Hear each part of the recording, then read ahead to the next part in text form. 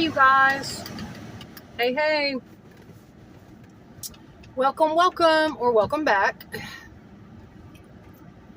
I just wanted to jump on and chit chat, get a little bit more, talk a little bit more about continue the discussion I was having about Selena Quintanilla. I want to get back into that a little bit, okay? Because the first part I posted a couple days ago. If you saw it, it kind of chopped off in the end, and I didn't mean for that to happen. I do apologize. I hate it when that happens. And I was just about to make a few more points that I found interesting. Sorry, you guys. Sometimes my videos are kind of random. I'll be talking about 2 or 3, 4 different subjects in one video. You know, I try to always get to what's in the title, but anyway. But before we get into that, I hope all of you are doing well. And I just stopped and got me something to eat. I am really, really hungry. And I want to show it to you guys because it's not only beautiful, but it's one of my favorite places to eat in the city that I live in. It's a place called Threefold Noodle and Dumpling. Food with roots. Anyway, everything is very authentic. It's like Chinese noodles, dumplings, steamed buns. The steamed buns are just amazing. The little pork bun sandwiches. Their menu it's not enormous, not at our downtown location. It's rather small and simple, but it is all handmade, absolutely authentic deliciousness. They have the dumplings. They have the noodle bowls you can get. They have something called carrot slaw, which is really good. It's shredded carrot with like some ginger and different things in it. I think they have a cabbage slaw as well. Noodles, dumplings, steamed buns, things like that, little side items. Also, they have sesame balls, which are my absolute favorite, y'all.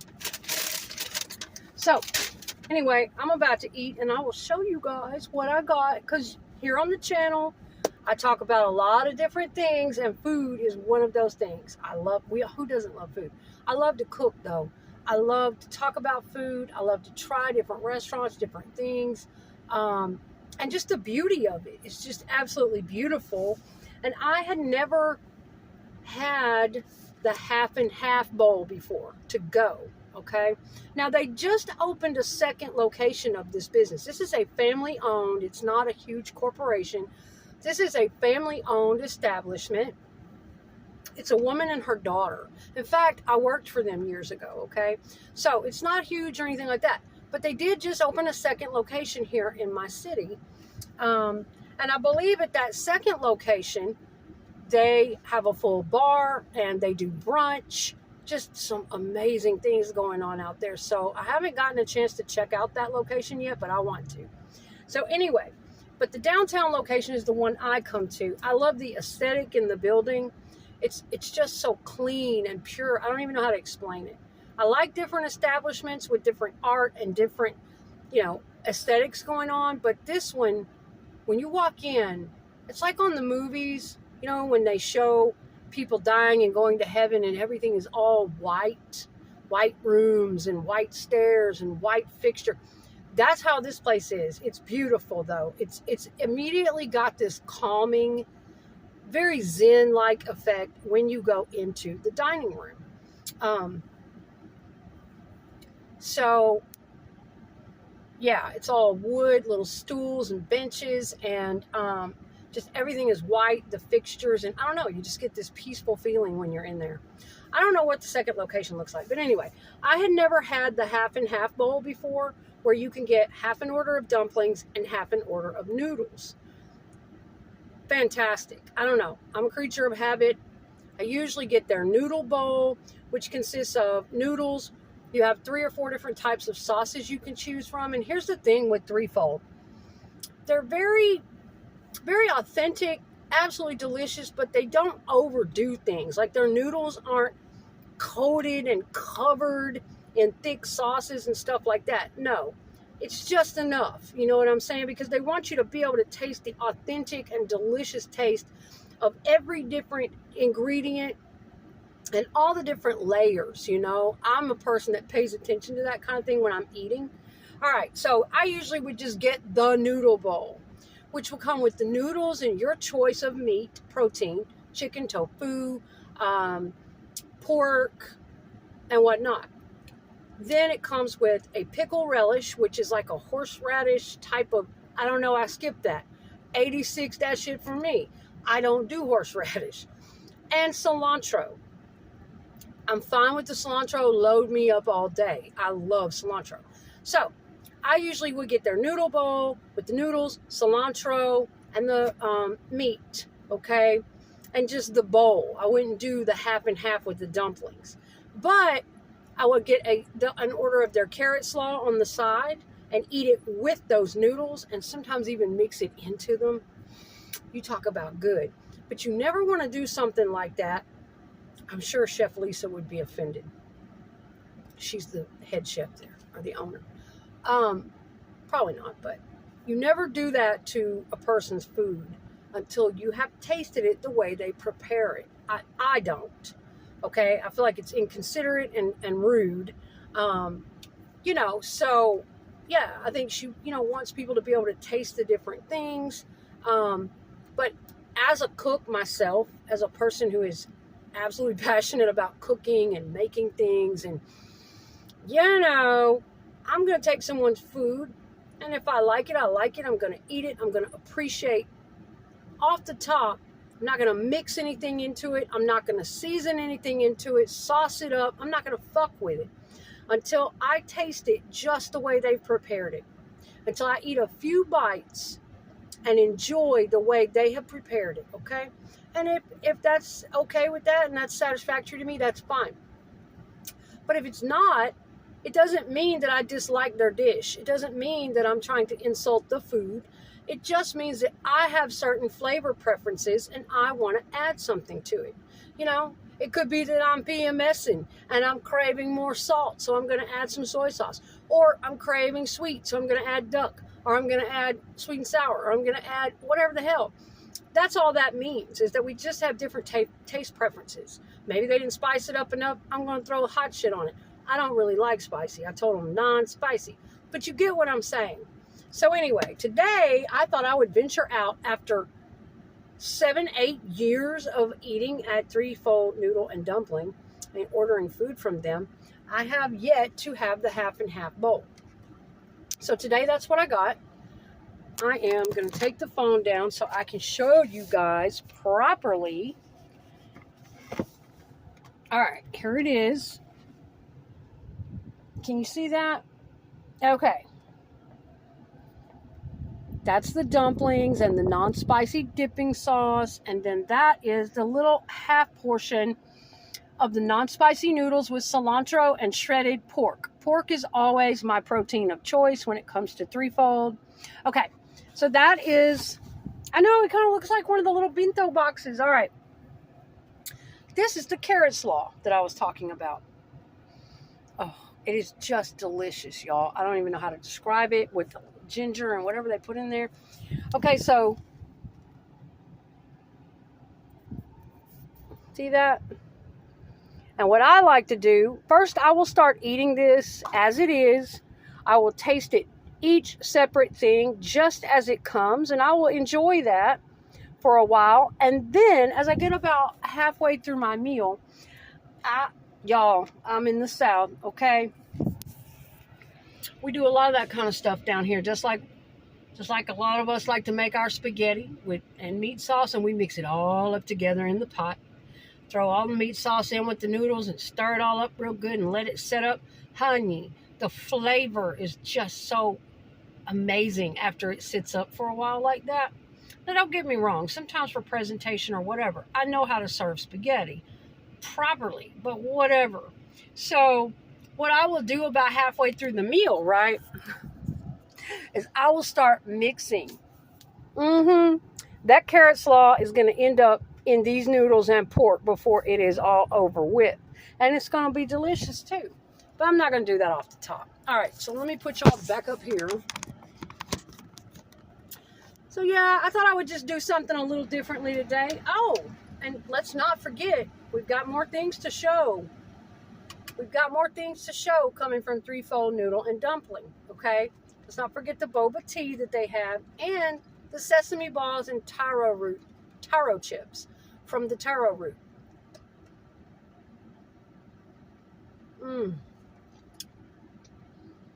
I wish I could place that flavor.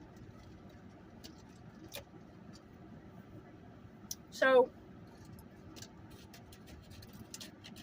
they have several different teas now. A classic tea, which tastes, you know, like what you would expect. It tastes like tea with a little milk in it. This is the Thai tea. And the way she described it to me, she said, well, it's going to have an aftertaste kind of like chocolate milk with some other spices mixed in. She was right. It does kind of have a chocolate milky taste, but very, very different, very unique, and some different spices. I just can't place them. Almost like Indian spices of some kind. I'm not really leaning towards ginger, but I just can't quite place it. I would really love to know what all is in here. I should have asked. But I will say it is absolutely delicious. It has this bright orange color. And it's the boba tea. I think you can add boba or brown sugar jellies to any of your tea choices. So that's what I went with today. The Thai tea to go along with my meal. I think I already posted a video about tea recently, maybe in my shorts, about the new boba tea that I've become obsessed with. It's called the Dream Catcher, and it's at a totally different restaurant, but it is ube milk tea, and it is fucking amazing, okay? With the additives they put in it, the bright, vibrant purple color, and then I did research and found out that it comes from a special purple yam that grows in Southeast Asia, and it's cooked down with coconut milk. That's what ube is. Honey with sweet potatoes being some of my favorite foods on this earth. Sweet potatoes and coconut, can't go wrong. And it's delicious. It's one of my favorite teas ever. But anyway, that's the tea I got. And here's the sesame balls, you guys. I think I've done videos about these foods before, but it's been 2 or 3 years. It's buried. It's probably on the playlist called Food, Love, and Life Balances. Yeah, I think I've done some filming about these before, but here I am again. But these are the sesame balls. They are fried, very crispy, like flaky on the outside, and warm and chewy on the inside. And they have in the middle, let me see, I've got one broken open already. In the middle, it is sweetened bean paste. Red bean paste. I know, right? When I first heard of it, I was like, I don't know so much about that.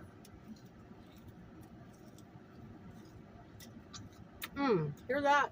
Light, flaky, crispy. Light, flaky, crispy, chewy.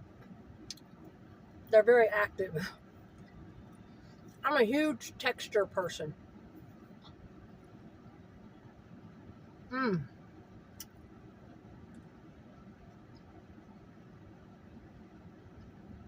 Texture just does so much. But those are delicious. Yeah, if you're ever in Little Rock, Arkansas, I highly recommend Threefold Noodle and Dumpling.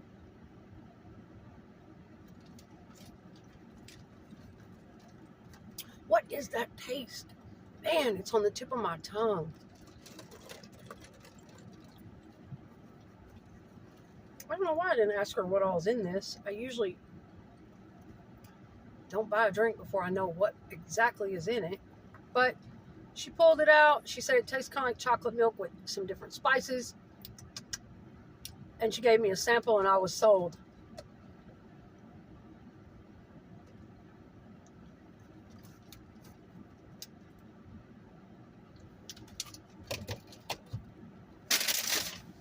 Okay, next. And then I know, I'm going to get on to talking about a little bit more about Selena. But you know, this video, y'all, it's not going to be like super serious, bullet point, bullet point. I'm just, some random conversation about some things that I think about and that I feel about the case of Selena and Yolanda Saldivar and different things about Selena's life, okay? Guys,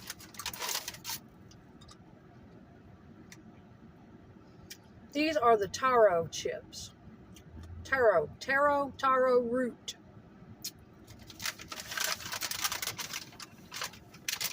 And yes, some of these foods are weird at first. Like when I was working here 8-9 years back, of course I had different types of Asian food and Chinese food before. I'd had Thai food before and different things, but it was my first time being introduced to sesame balls and taro chips. And I remember asking Miss Lisa, what's in those sesame balls? What is that? And she explained to me that it was sweetened bean paste. And in the very beginning, I've always been a very open-minded eater, though. Very respectful of other cultures, very interested, willing to try things. But at first it didn't sound like something that would be too good to me. And I'll be honest, it did sound weird.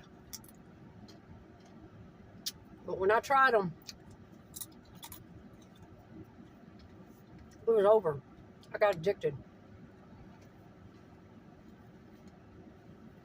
The taro chips, they're not light like potato chips. Anybody who knows what eating vegetable chips are like, it's like that texturally. But lately they've been getting them as thin and light and crispy as they can.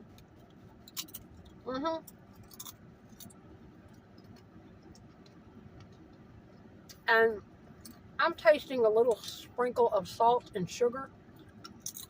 And they're good.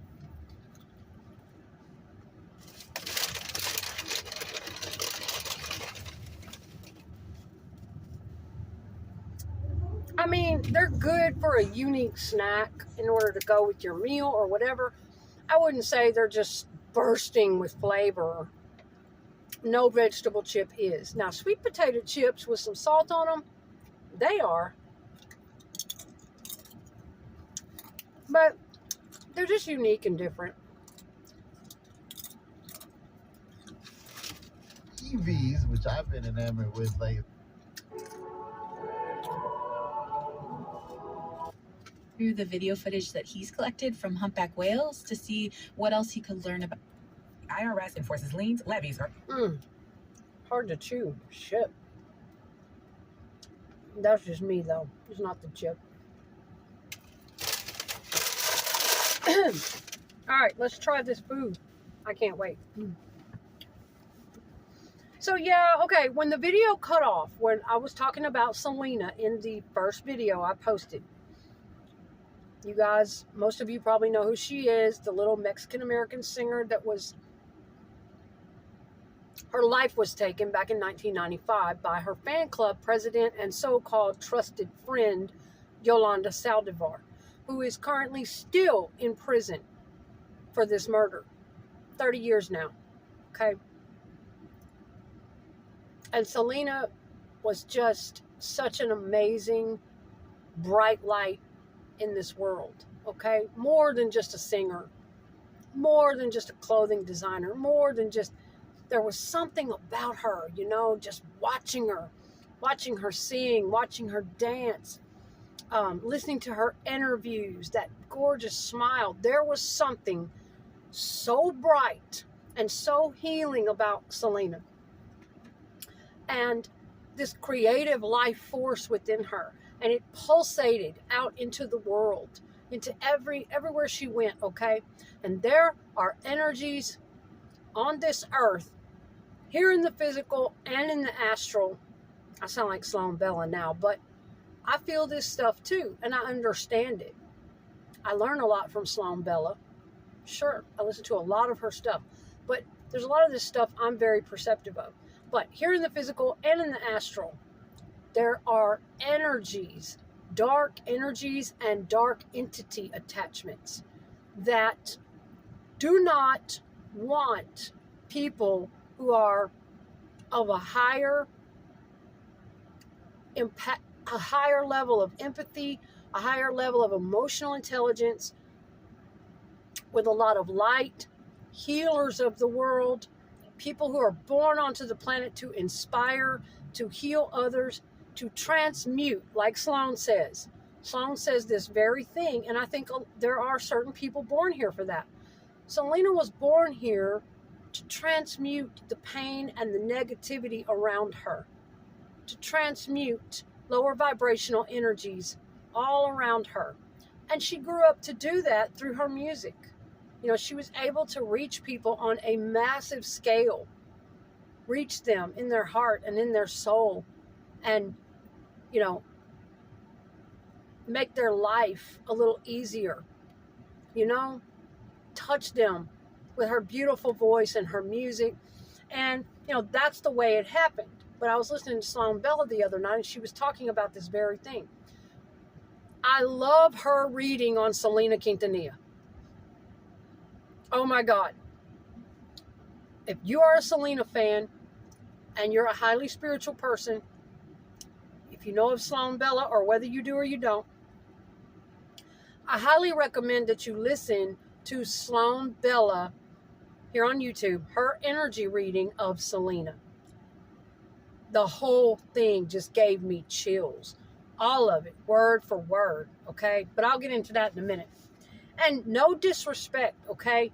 In no way do I mean to be flippant or disrespectful to her memory or her family members or anything like that, okay?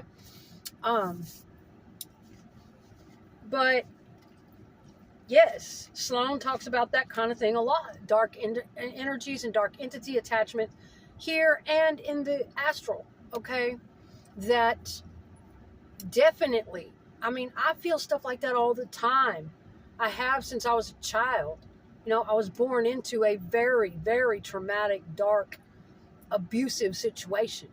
And I felt that since I was born onto this planet, that I've literally had to fight for my life, fight for my survival, not necessarily always physically, but mentally, emotionally, all of it. You know, it was like those energies were on me before I even got a chance. And Sloan talked about how this time, that's right, she said a lot of the things that were going on in Selena's life had been carried over from lifetime to lifetime to lifetime. Things she was needed to accomplish for her own spiritual evolution. And this time, and every time in her previous lifetime, she was taken out. She was stopped. These energies caught up to her. She was held captive and different things happened, and she died before she could complete these things for her soul purposes, okay? And so this time, Sloan talked about how she was cloaked when she was born and growing up. She was cloaked in a protective energy so that no one, and I'm not saying this in a physical way, like, oh, her parents wouldn't know who she was, or her people. No. But so that energy couldn't sense her. She was cloaked when she was little so that she wouldn't be seen. So that she wouldn't be seen in the astral. So that she couldn't be perceived. Okay, and I understand that, okay? They don't even need to explain it. I just kind of get it. It's weird. I know it sounds weird, but I get it.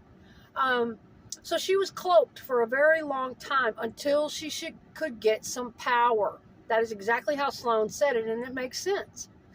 Her energy was cloaked is what I'm talking about. That radiant energy, the fact that she is a born healer. Now, whatever path she was going to do her healing work through, whatever direction she was going to go with transmuting the lower vibrational energies around her and helping them, therefore letting that spread and helping humanity, helping the planet to raise its frequency, the people, their consciousness and all that.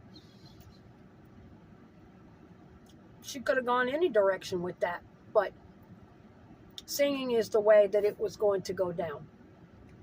Music, vocals, singing, creative, life force, creating clothing. That beautiful radiating light and energy and inspiration, that is how on a soul level Selena was completing her soul purpose, to send that energy out into the world and help to transmute some of the pain in the world, some of the darkness in the world. And it just hits so hard, man. It makes so much fucking sense. When Sloan was explaining it like that in the reading, it absolutely made sense. Okay? Y'all, let me get a bite of this real quick, and then we'll go back to talking about it. I have a little bit more to say about this subject before my phone cuts off. Damn it. I'm sorry, y'all. I hope that doesn't happen again, but it might. It might cut off on me before I can finish this up, and in which case I will do a part 3.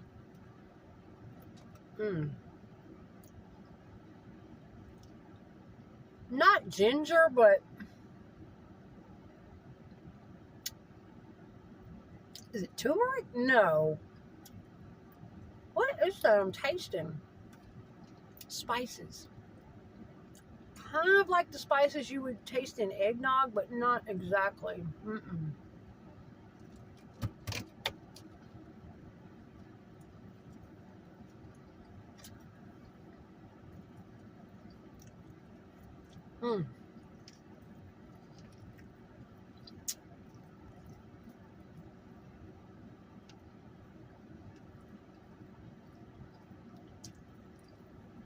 So it makes perfect sense to me, though, that when I see something like that going on, just the way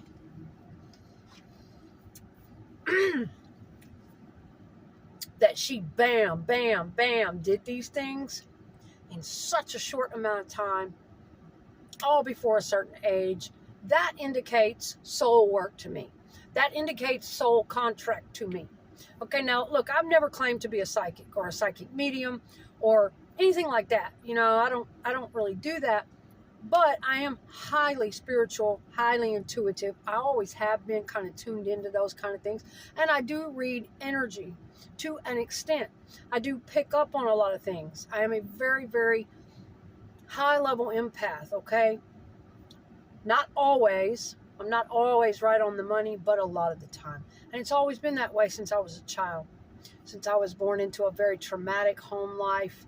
And, you know, in situations like that, you have to get used to reading the energy of the adults and alcoholic father and, you know, walking on eggshells and trying to predict their moods. And you live in your head a lot. And therefore, a lot of kids born into situations like that get very in tune with the inner world, you know, and high imaginations and high creativity a lot of the time. But yes, that made me go very deep within and develop, and then continue to develop and take an interest in from a very young age, you know, spiritual matters, things, you know, astrology and anything and everything to do with the spiritual world. Okay, that kind of all work together to tune me into that. And I've always picked up on stuff like that, running away from home and having to survive in the streets and hitchhiking. And oh God, looking back on that stuff, I don't even know how I survived it back in the late 80s, being such a young girl, 12, 13 years old. But I had to read energy, jumping in vehicles with strangers and shit and getting around and out in the streets. I had to learn how to get a vibe on somebody real fast and jump the fuck out, get away from them. I had to learn to listen to that. Always don't hesitate. Listen to it, because those 2 seconds can make all the fucking difference between life and death sometimes. I've had other incidents that if I had not responded right then and listened to what that nagging feeling was saying, to what that inner knowing was saying, if I had not acted upon it, my children would have been kidnapped. I have absolutely no doubt that particular day and incident. I have a video on my channel about talking about that and what happened. So, I don't care what people say and how kooky it is. I always put that inner knowing and intuition even before logic. I don't give a fuck. I don't give a fuck. Because it's been there all of my life and it has never failed me. Okay? So that's that. So yeah, I've always been kind of tapped into that world, you know, and from what I'm feeling, you know, I feel a lot of things on a very deep and profound level. Even if that's not my family members, even if I'm not related to those people, even if I didn't even know them personally, if there's something about my soul that connects to their energy, that has some kind of interest or connection with them in some way, whether it's through their music, their books, their art, whatever, then I pick up on that energy, okay? And I can literally feel that when I think about what happened to her and when I think about her family, her husband. That's what it is. That's like, psychic stuff is weird, you guys, and intuition. It's never just a clear answer. And that's why people oftentimes like to say that psychics are frauds. Because people expect clear-cut A, B, C, D answers, and that is just not how psychic knowledge comes through. That is not how intuitive knowledge comes in. It just doesn't. You always have bits and pieces and fragments and hunches and blurs and, you know, things you have to put together. That is how it is. It's very abstract and all over the place. But, you know, you'll get feelings in your body. You'll get hunches, just different things like that, okay? And those are the kinds of things I feel when I think about the pain that they went through and losing this beautiful girl in the way that they did so suddenly. Just like that. Just like that. You know, and when I think about the magnitude of that, what Yolanda Saldivar did, the light that she put out of this world, and how many millions, okay, that reached millions of people. Not only did she cause all that agony and pain in Selena's immediate family and husband, but it spread to millions of fans and people that admired and loved her. Children adored Selena. Okay, so yeah, these things, man, they ripple out. The energy of it ripples out into the world and has massive impact because Selena touched the hearts and lives of many. She was a bright, beaming light in many people's lives, okay? And it's just weird, okay? Not only the fact that, you know, but that, when I see something like that, that indicates soul contracts to me. That indicates something of the spiritual nature or purpose that's even, to me, that is always more important. Everything will always have the spiritual undercurrent and the spiritual purposes for happening. Everything is multidimensional to me.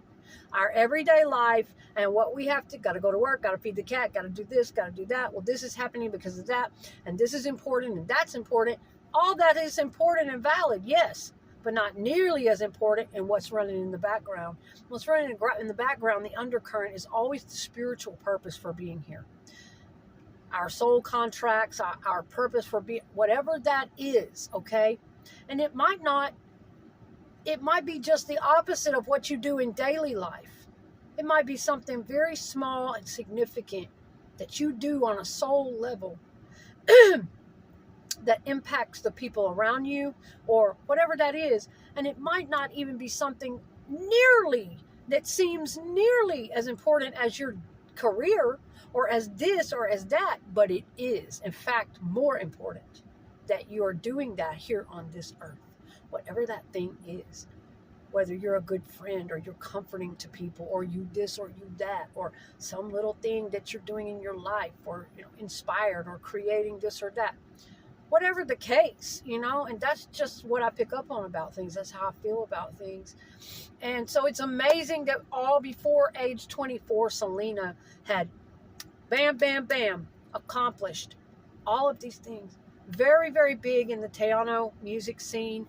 She had multiple awards. She had won a Grammy. She was just about to cross over into the English music market. Already done with the album. Clothing, boutiques. I mean, a designer. She had it all. Radiant, positive, beautiful, married, loved her family, wanted kids. You know, there's no telling what she was going to do on this earth. And so it's amazing that she could accomplish everything that fast, that fast, that fast. But that makes sense, doesn't it? And then Sloan mentioned the fact that Abraham was always pushing, always pushing. The father is what got Selena started going towards music. Now, maybe he was living out his dreams vicariously through his child. That happens a lot. But Selena did seem to be a natural talent who loved it, who wanted to do it, who enjoyed it. Okay? Whether she would have gone towards, been born into this life longing to sing or not, if Abraham had not started it, I don't know. Like myself, I love singing. I have always longed, like this craving, like this deep soul thing. Since I was a little girl, I've always loved singing. I've always loved music, okay? So I don't know, but I'm pretty sure this was in there. This was, you know, a part of her. But also, and so that was the medium with which she would reach the world, with her healing, with her radiant light through her music, you know. So she was cloaked, her energy was cloaked and protected all those years until she could get more powerful and use her voice. Do what she came here to do on a soul level and complete the mission this time. Because lifetime after lifetime, they had stopped her. And Sloan talked about how Yolanda and the father, all of this has been going on. Okay, they were different people in another lifetime. Apparently, Sloan claims that Yolanda was a man. Okay, and that dark-ass energy, once it found Selena in this lifetime, it clicked over. And I guess Yolanda, you know, probably wouldn't even be conscious of what all that's about on a soul level from past life shit. Hey, and I'm into all this shit, y'all. Sorry if it sounds kooky, whatever. I don't care. So, person wouldn't be conscious of it, like, oh, you know, Sloan explained why Yolanda really probably could not understand exactly why she was so obsessed, almost like a robot, exactly like another entity, okay? But that was part of it, that dark-ass energy. Yolanda had probably had a traumatic childhood, had some shit going on she didn't heal. That was her problem. That's your responsibility once you're grown to get your trauma healed. And she's going through life doing manipulative, snake-like bullshit anyway. So naturally, she's on a very low vibrational frequency. And then when she becomes aware of Selena, it clicks in her brain. The obsession starts. And the spiritual part of it, the carryover from the last lifetime, to stop Selena, to stop Selena's energy, to latch onto her parasitically and drain that away, which is exactly what covert narcissist type people do. Oh, y'all, I know my phone is going to cut storage in a minute, but I can't stand stuff like that. That woman wormed her way, so it clicked in her brain.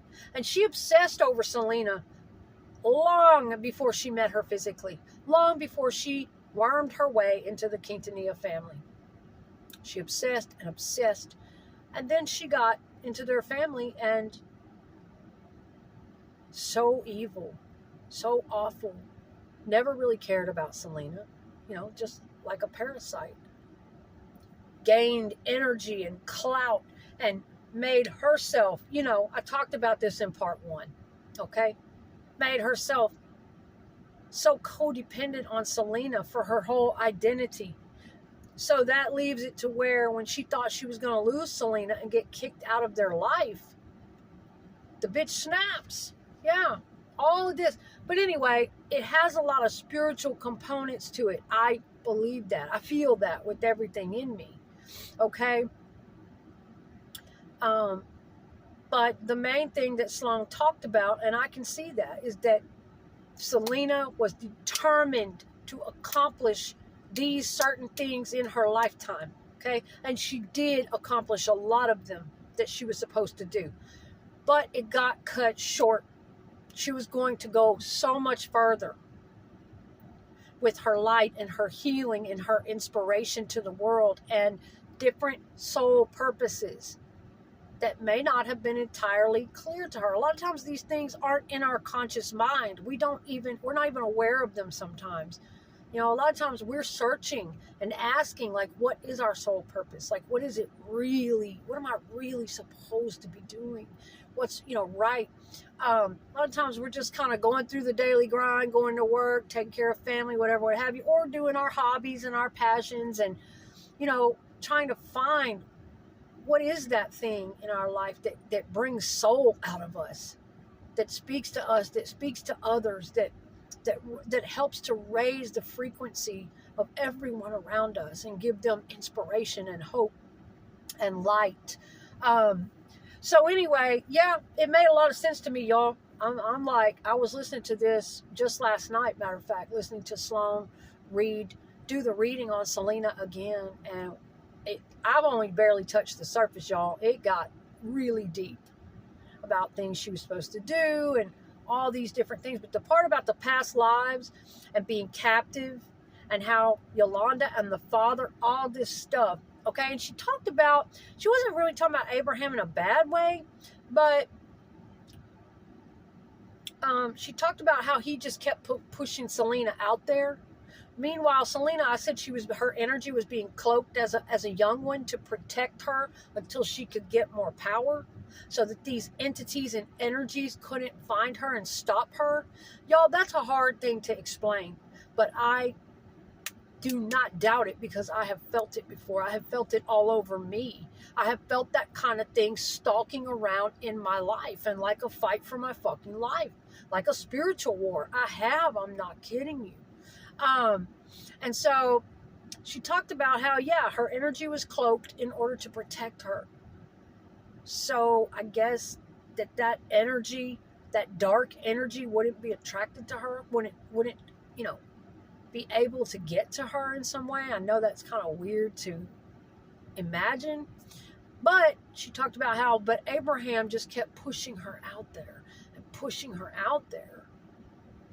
Because of the family singing and the family band, and kind of like Michael Jackson's dad, he was the manager, and that's what they did in that family, okay? And she was like, well, Selena had been cloaked for a long time, but Abraham just kept kind of pushing her out there, okay? And then Yolanda spots the energy, finds her.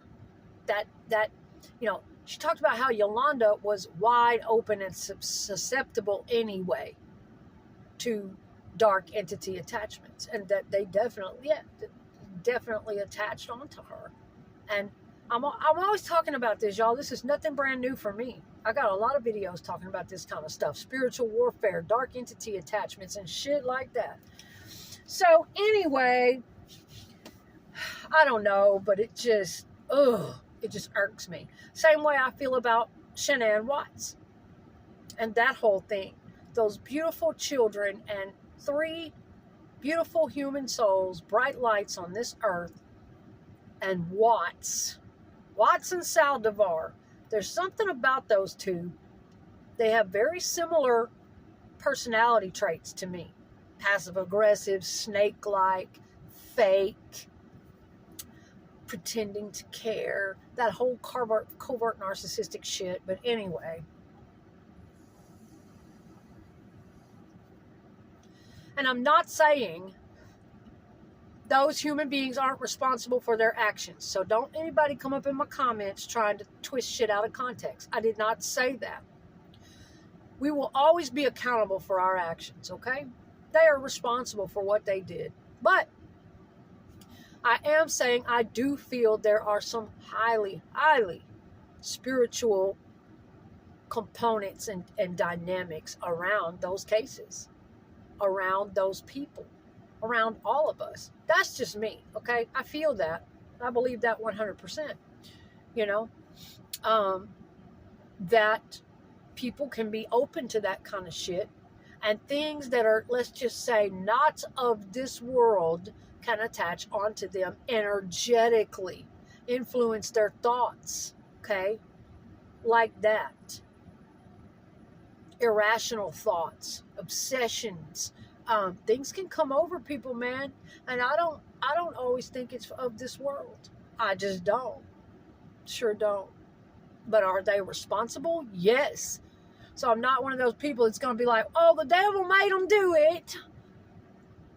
Hey, and I believe in forgiveness all day and shit, but when you cross a certain line and you know damn well you have mental problems, emotional problems, and you don't raise a finger to go get any help, you don't raise a finger to fucking stop yourself before you do something horrible, you've been premeditating this shit, like both of them did. Chris Watts premeditated his act. Saldivar premeditated her shit in a way,